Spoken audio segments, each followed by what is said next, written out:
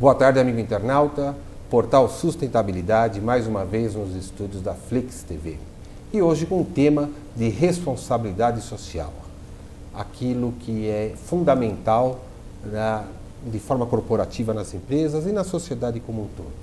E para falar um pouquinho desse tema de governança e como a sociedade pode ser impactada através de ações organizadas, trazemos aqui em nossos estúdios a Zélia Lopes Mimesi, que é presidente das Casas André Luiz, uma ONG de 65 anos de existência. Se me permite, boa tarde. Lógico. Boa tarde, internautas. Não sou presidente, sou vice-presidente. Vice-presidente.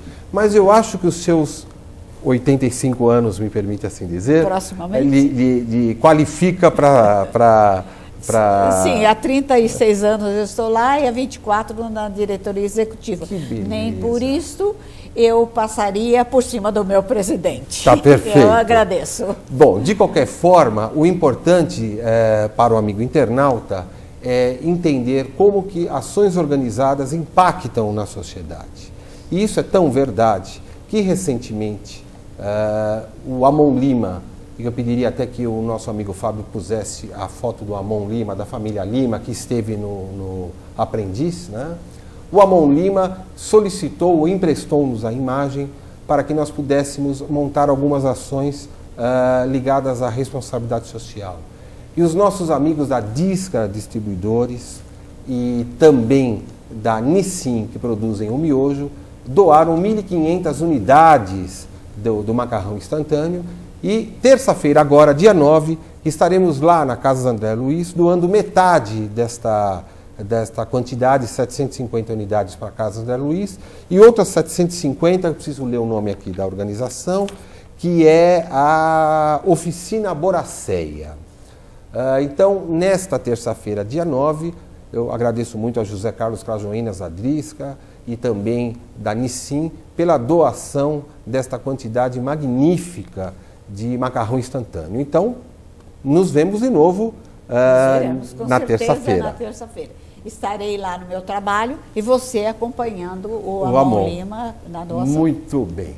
Bom, Zélia, fala um pouquinho como que foi fundada a Casas André Luiz, como é que surgiu esse movimento organizacional?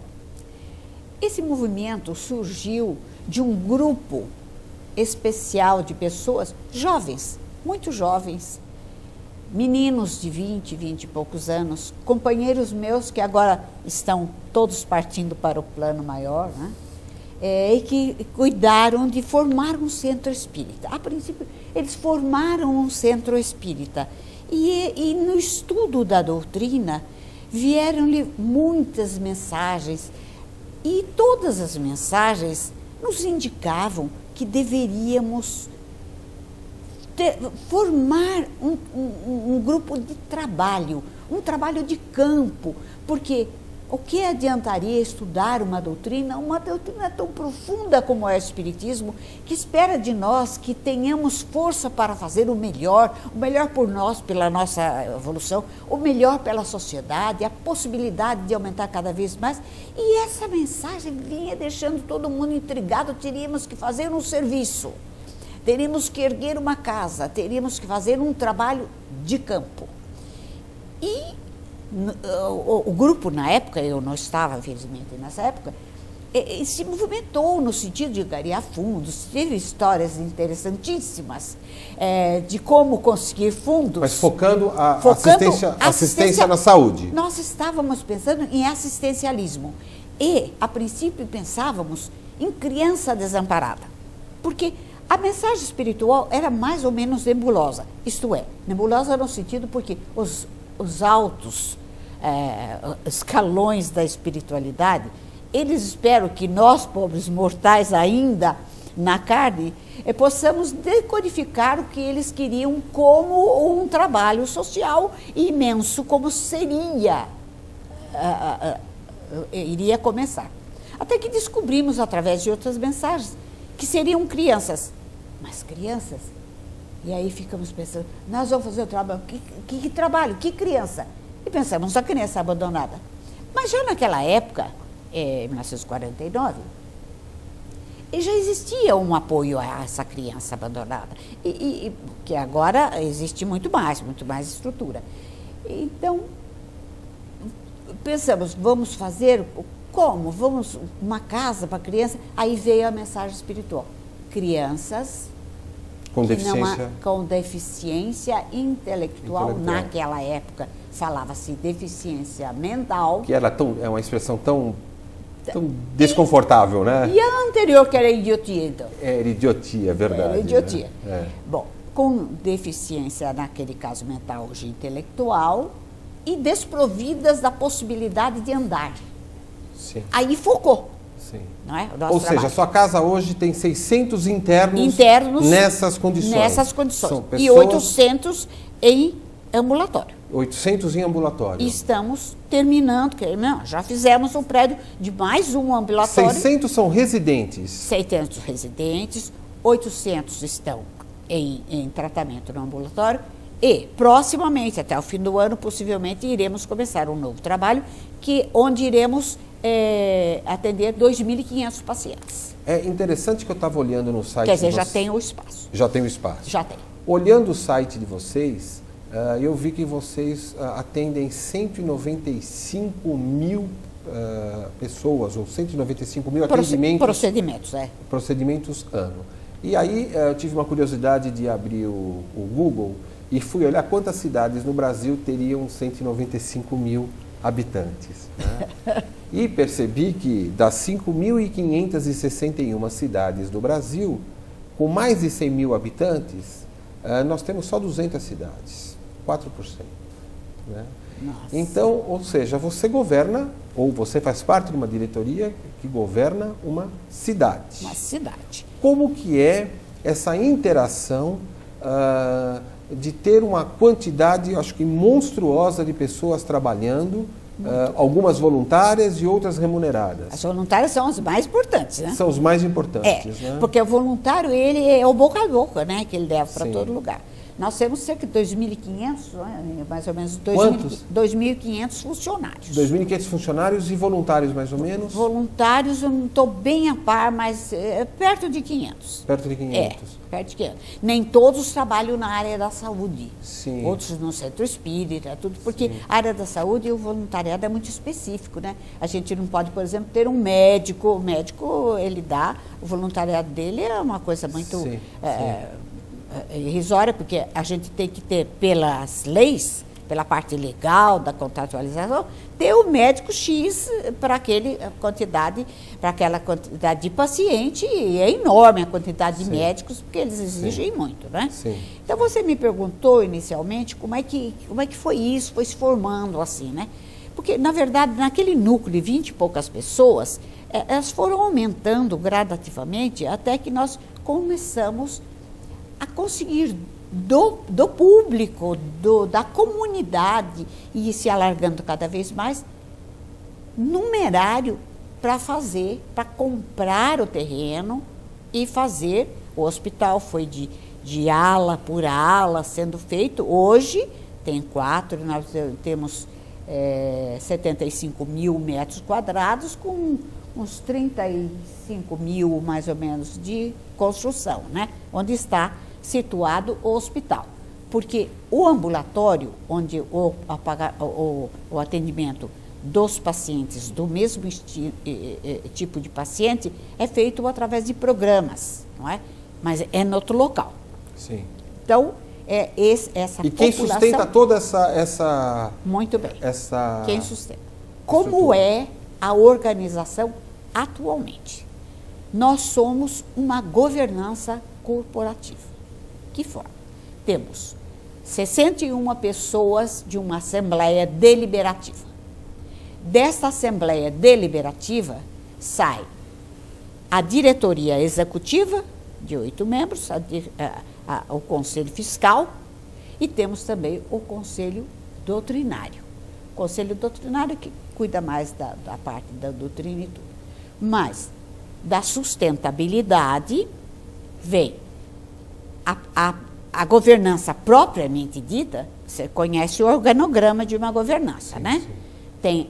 Tem aquela parte que pensa, que é os 61 membros, Desses 61 membros, vem o executivo, da qual eu faço parte, que também está dentro da governança, porque é a parte que pensa, Sim. E o Conselho Fiscal sempre ali tomando conta, e abaixo, na coluna de baixo, ou na toda a plataforma, vem os colaboradores, os administradores, os gestores, que também levam a visão e a missão da governança. Sim.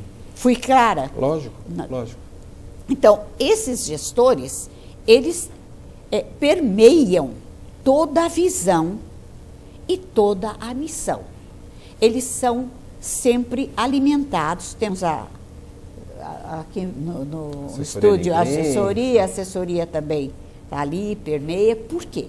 Nós fazemos questão que não só a criança receba, a criança e outros trabalhos que fazemos, receba a parte legal, médica, multiprofissional e tudo, mas que receba o principal, que é a parte espiritual. É a humanização, levando a ideia, não de proselitismo, não de ensinar a doutrina espírita, não de ensinar uma religião. Até porque os internos que ali estão são de famílias procedentes, não necessariamente do Brasil inteiro, até fora do Brasil. E não estamos interessados em ninguém, religião nenhuma, porque nós agimos, nosso trabalho é tudo 100% SUS. E nós temos os pilares do SUS. Sustentabilidade, tem que ser para universalidade, e não vemos cor, religião, sexo. E o SUS contribui com quantos por cento? A contratualização nos dá. Para você fazer uma pálida ideia, é assim, o nosso orçamento atual, estamos gastando por mês 8 milhões, chega a quase 9 milhões por mês. Nossa, desses 9 milhões, o SUS nos dá 2 milhões e 300 mil. O resto é a comunidade. Algo em torno de 20%, basicamente. 20 chega a quase 30%. 20 e tantos por cento. Já chegou a 33%, agora eu acho que não chega. Mas com as lutas que estamos desenvolvendo, desculpe o eu plural majestático, mas sou eu que sou a pessoa indicada para ir lá, bater na porta do Ministério e tudo, temos conseguido ultimamente alguns incentivos. Recentemente, dado o falecimento do Dr. Antônio Hermírio... Pois é, que era nosso colaborador maravilhoso. Eu sei disso. Aquele homem não existe. E assim, e o homem de formação católica, né? Nossa, mas ele não fazia diferença. Ele para mim, ele é o exemplo, ainda continua sendo o exemplo de executivo e de voluntário. Não temos outro. Não temos outro. Não temos outro. É uma lacuna que fica no país. Eu tive o prazer de ser amiga pessoal dele. É uma coisa maravilhosa. Eu tenho uma história rapidinho para contar, que eu tinha um escritório num prédio na Rua Augusta, da qual o dentista que atendia o Dr. Antônio. E o Dr. Antônio chegava às vezes 6h30 da manhã. Porque é a hora que ele... E como eu estava no rodízio, muitas vezes eu também chegava nesse horário. E eu vi o dentista chegar correndo, porque ele falava, o homem já está aí. Ele era terrível. Ele era terrível. A gente viu o paletó dele passando. E a memória? E a memória? Não, mas o cúmulo. Um dia o meu motorista, que não é esse agora, o anterior, contou para mim que ele estava passando numa das avenidas aqui de São Paulo e o doutor Hermírio emparelhou o carro do sinal. Como é que vai, André Luiz? A dona Zé está bem? É impressionante. Né? Ele é impressionante. Então, e eu estou citando o doutor Antônio Hermírio porque se há uma pessoa que é um padrão de voluntário no Brasil, é ele. E ele era um dos voluntários da casa, que então dá um padrão de qualidade. Demais. E a humildade. Uma vez no encontro que nós tivemos em Mogi das Cruzes, o encontro da saúde, porque também, se me permite, eu sou presidente do Conselho de Administração da FEOSP, de todos os hospitais beneficentes do Estado de São Paulo, de todas as Santas Casas. Que beleza! Minha obrigação moral, né? Sim, sim. Então, eu sou presidente desse conselho. Então, nós fizemos um encontro da saúde lá em Mogi das Cruzes e convidei-o para fazer um painel. Então, ele foi lá, o doutor Geraldo Alckmin foi também, sempre o governador comparece a esses encontros, Então, eu que dirigi o painel que ele fez, aquele painel maravilhoso, aquela coisa maravilhosa, a presença dele e tal e tal. Aquela forma pouco objetiva que ele tinha de falar, né? E demais, assim, bem coloquial, ele era bem objetivo demais. demais. Aí ele tinha ido com o carro dele. Terminado o evento, nós subimos uma escadaria, e nós dois, um apoiando no outro, porque temos a mesma idade, prática, ele é 86 e 85. Subimos uma escadaria, chegando lá, o doutor Geraldo falou, não, mas eu faço questão, doutor Antônio, porque eu iria ficar ainda, porque fazia parte do encontro, era um congresso. E ele viria para São Paulo. Sim. Faço questão que o senhor volte comigo no helicóptero. Sim. Faço questão que o senhor volte comigo no helicóptero. Ele virou para mim, com a maior humildade deste mundo, e disse, a senhora desculpe, dona Zélia, eu não vou ficar, porque ele quer que eu vá com ele. Olha. Sim, ele era um grande homem. Isso quer dizer que... E foi com o doutor Geraldo, não é demais? E Zélia, me diz uma coisa, a Casa André Luiz, dada a seriedade do trabalho, atrai então um perfil de profissional e de executivo que tem no seu DNA pessoal esse tipo de conduta? Vocês acabam agregando esse tipo de contribuição, digamos, não no campo só financeiro, mas no campo da inteligência da coisa? Olha, é o grande sonho de todo e qualquer serviço de saúde da magnitude do nosso. Nem sempre conseguimos ter todos os profissionais que queremos, sim. Mas fazemos questão de alguns segmentos, por exemplo, o marketing, que leva a ideia que seja dentro, temos a diretoria clínica, é espírita, dentro da nossa filosofia, porque na verdade a gente não faz questão que seja espírita, mas que seja cristão, sim, que lógico. tenha a humanização necessária para lidar com o tipo de paciente que nós temos, que é um paciente extremamente difícil, que nós sabemos que é o nosso irmão em prova. E muito importante saber que não podemos emular, não. Esse irmão tem que dar a ele tudo o que ele necessita, dar a ele a possibilidade dele vencer aquela etapa. Fazer a travessia dele. Fazer a travessia sem orgulho, sem despertar nele, sem fazer diferenças. Eu luto muito por isso, desculpe mas a gente luta por isso para que todos tenham a mesma isonomia, para que todos sejam tratados iguais, para não despertar aquilo que os levou à queda, que é o orgulho. Sim. Não é? Me diz uma coisa, o fato de vocês executarem um trabalho de magnitude, que gerir 9 milhões de reais por mês não é tarefa muito simples. E não né? devemos nada. Eu sei disso, né, por sinal. Faz com que esse trabalho feito com tanto carinho, vamos chamar assim, traga um envolvimento da sociedade, dos familiares, do entorno, de todo esse processo. Como que você enxerga a cooperação espontânea da sociedade em vista desse trabalho magnífico? Essa é a parte mais importante e é a parte que mais nos orgulha.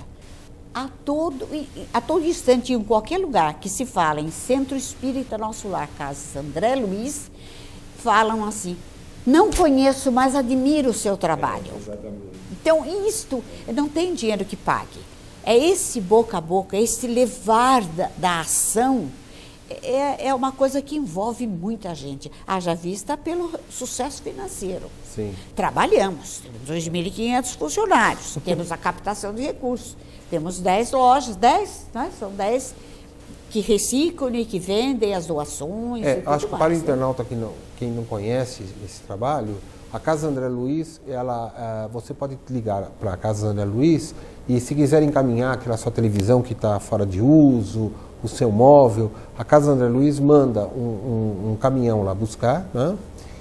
Recupera o produto e coloca à venda, gerando receita. O que me chama a atenção, inclusive, na qualidade do trabalho de vocês, mesmo quando apesar que eu nunca estive próximo, mas assim, à distância, é porque das vezes que eu tomei a iniciativa de telefonar para marcar algumas retiradas, vocês foram pontuais na data, no dia e no horário. É algo assim do tipo, vocês falam, olha, é das 9 da manhã até meio-dia do dia X. Não passa daquele horário. Porque isso é primordial, não é, Roberto? É. A pessoa, às vezes, precisa dispor daquilo, porque o apartamento, ela precisa tirar aquilo para fora dela. Sim. Então, essa celeridade e esse cronograma é seguido à risca, né? Seguido à risca. Ou seja, vocês têm uma empresa de logística lá, na verdade, né?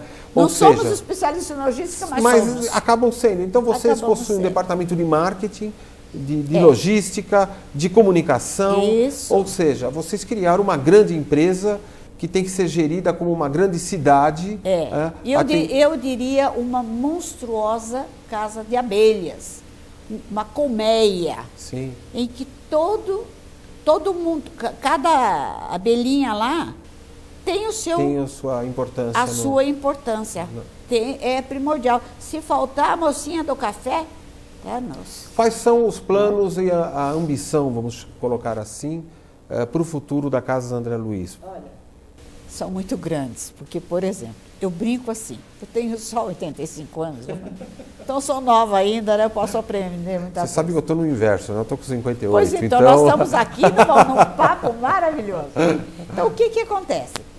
Nós fizemos agora esse grande prédio para tratar. Então, inicialmente, nós começamos com o Dr. Barradas, que de grande memória, o nosso, que foi embora há 3 anos. Então, ele foi o primeiro que ajudou nesse projeto. Muito bem. É enorme o espaço. O espaço é para ser usado até daqui 50 anos. Se o drywall aguentar, né? Porque tem o drywall, né?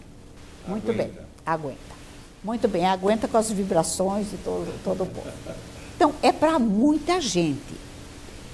E, como a deficiência mental, graças a Deus, está incidindo menos em menor escala da população, propusemos agora a essa Assembleia, e vamos resolver em seguida, que ao habilitar este prédio, façamos outras coisas, outras deficiências. Não vamos sair do campo das deficiências.